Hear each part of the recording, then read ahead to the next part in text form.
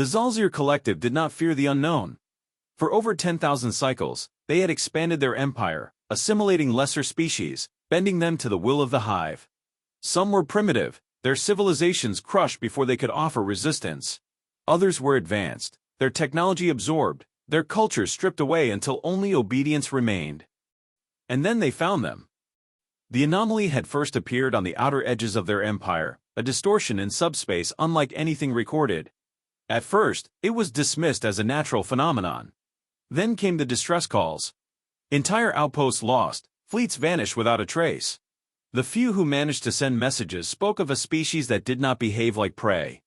A species that did not submit. The Zalzir warmind listened to the transmissions, its vast intellect parsing the data. It expected desperation, surrender, or terror. Instead, it heard something else. Laughter. Not the howling cries of a species driven mad by war.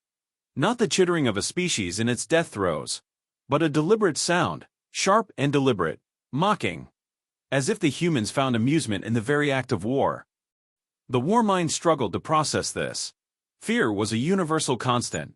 All species, no matter how proud, learned to kneel when faced with annihilation.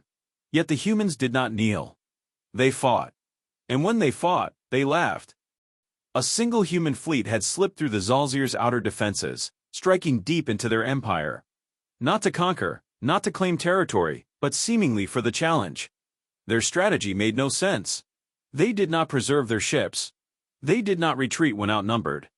They did not fight for logic. They fought for the joy of battle. On the bridge of the Zalzir command vessel, the war leader, Horusok, observed the latest engagement. The humans should have fled. They should have surrendered. Instead, their ships, clumsy, inefficient things, had closed the distance at impossible speeds, hurling themselves into the fight with reckless abandon. They defy reason, the war leader said, his voice reverberating through the hive mind. Across the fleet, the Zalzir acknowledged his words. The collective understood. The humans were an aberration. They had no unity, no guiding intelligence beyond their own selfish individualism. And yet, they worked together in ways no hive ever had. They turned chaos into strategy, disorder into a weapon.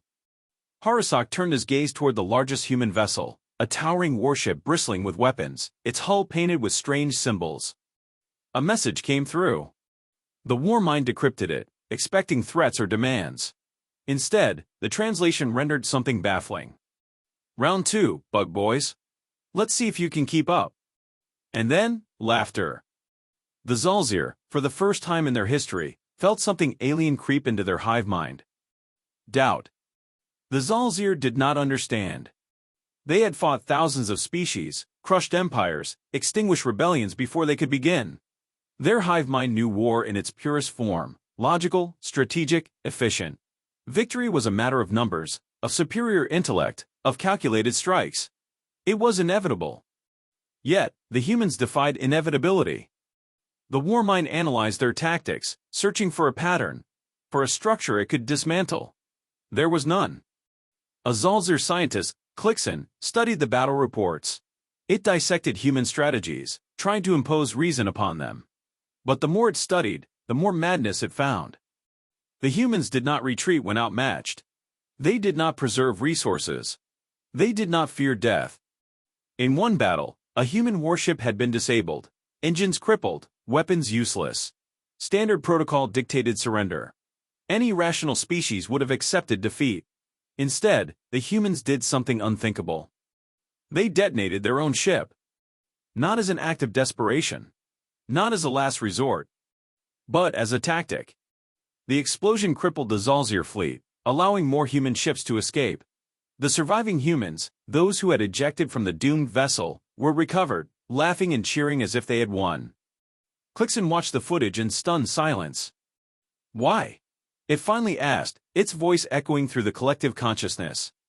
No answer came. There was no logic to be found. And yet, something worse followed. A human transmission intercepted from their fleet.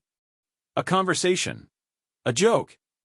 One human, battered and bruised from battle, spoke to another. Damn, did you see Williams? Guy went out with a bang. Absolute legend. The other laughed. Laughed. They had lost comrades, lost a ship, and yet they celebrated as if it were a game. Clixon shuddered, an involuntary reaction rippling through the hive mind. This was not a species of warriors. This was a species of lunatics.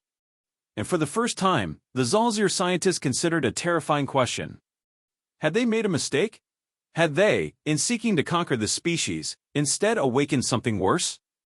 Because if humans did not fear death, if they saw war not as survival, but as entertainment, then how could they ever be defeated?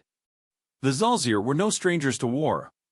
For thousands of cycles, they had conquered, subjugated, and assimilated.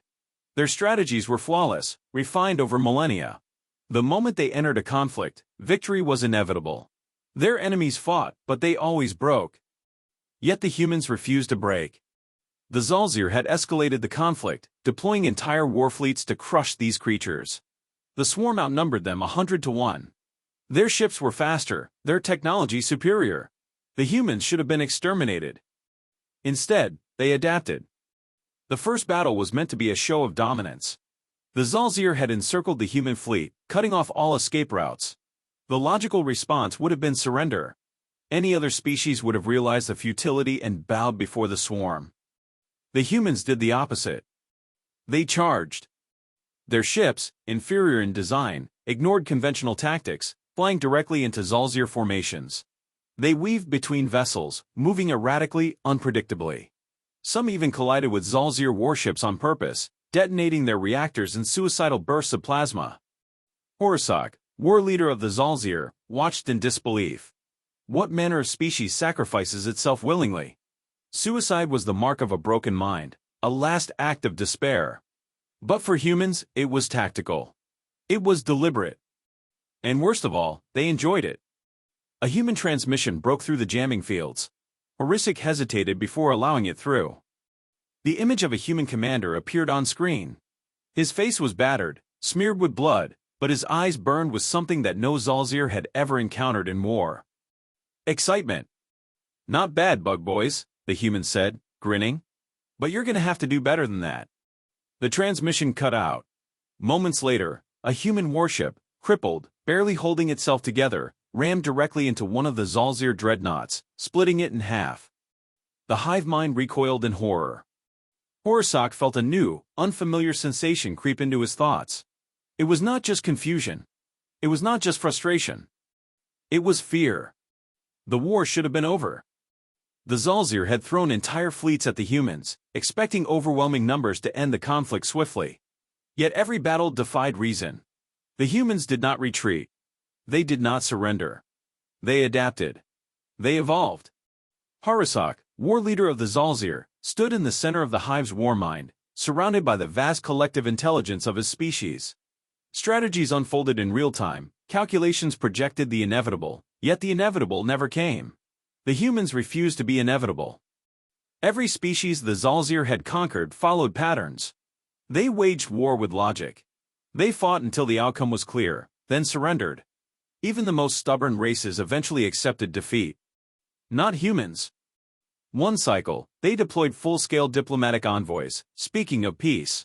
The next, they launched ruthless ambushes, striking deep behind enemy lines. One moment, they fought with unmatched brutality. The next, they shared food with captured soldiers, treating them with a kindness that should not exist in war. Contradictions, illogical, impossible. Horusok turned his attention to the latest battle reports. A human fleet had been cornered, 50 ships against 500. The Zalzir surrounded them, expecting surrender. Instead, the humans did something unthinkable. They split their forces. Half of their ships charged forward, directly into Zalzir lines, sacrificing themselves in a suicidal assault. The other half vanished. Moments later, reports flooded in. Human warships had reappeared, behind the Zalzir forces, striking at their supply lines, targeting key command vessels. They were dismantling the hive's coordination, exploiting weaknesses that no other species had ever noticed, let alone attacked. Horusok felt the first stirrings of something foreign in the war mind. A realization that sent cracks through the foundation of their entire existence. They are better at war than we are. The thought was unthinkable. A shudder ran through the hive mind. It was not just that humans were dangerous. It was that they thrived in conflict. While the Zalzir sought to dominate and end wars quickly, the humans lived for the struggle. It was as if war itself was their natural state, an environment they had been built to survive. A single transmission came through from the human fleet. A voice, casual and unbothered, as if the war was nothing more than a game. "Having fun yet?" And then, the humans laughed. Horasak did not know what would come next. But for the first time in his existence, he knew one thing for certain. The Zalzir were losing. Horasak had never known fear. The Zalzir had never needed to. Their hive minds spanned star systems, their fleets blotted out suns, and their empire had endured for thousands of cycles. Fear was for lesser beings, for those who did not understand their place in the grand design. And yet, as the last remnants of his war fleet floated in ruin, as human warships surrounded the Zalzir command vessel, Horasak felt something beyond fear. He felt awe. The humans had not merely won. They had played with the Zalzir. They had let them believe in victory, only to strip it away piece by piece. They had adapted in ways no hive mind could comprehend, shifting strategies at will, embracing chaos as if it were an old friend. And they had laughed while doing it. A human vessel docked with the Zalzir flagship, its airlock sealing with an unsettling finality. The hive mind trembled as a single human stepped aboard, flanked by armored soldiers. The war leader of humanity was a small creature, fragile compared to the towering exoskeleton of a Zalzir warrior. And yet, when he walked, it was as if he carried the weight of 1,000 battles with ease. Horasak rose to meet him. The human studied him with those strange individual eyes, eyes that did not share a singular mind, that held thoughts separate from the others of his kind. A weakness, Horasak had once thought.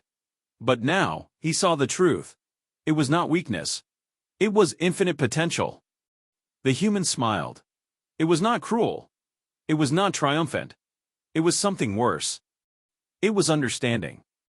"We're not here to conquer you," the human said. His voice was calm, steady. It carried none of the malice Horasak had expected. "We're here to give you a choice."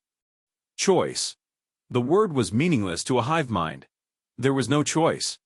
There was only the will of the swarm. The will of the war mind. But that will had led them here. To ruin. To defeat. The human extended a hand. A simple gesture, yet one that defied everything the Zalzir had ever known. "We can teach you," he said. "We can help you become something more." Horasak hesitated. For the first time in his existence, he did not know what to do. He looked at the ruins of his fleet, at the remains of his empire, at the impossible creatures who had shattered everything he had believed. Humans did not destroy. They changed.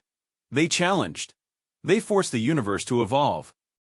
Slowly, uncertainly, Horasak reached out. His clawed hand met the humans. And in that moment, the Zalzir ceased to be conquerors. They became something new. Something greater.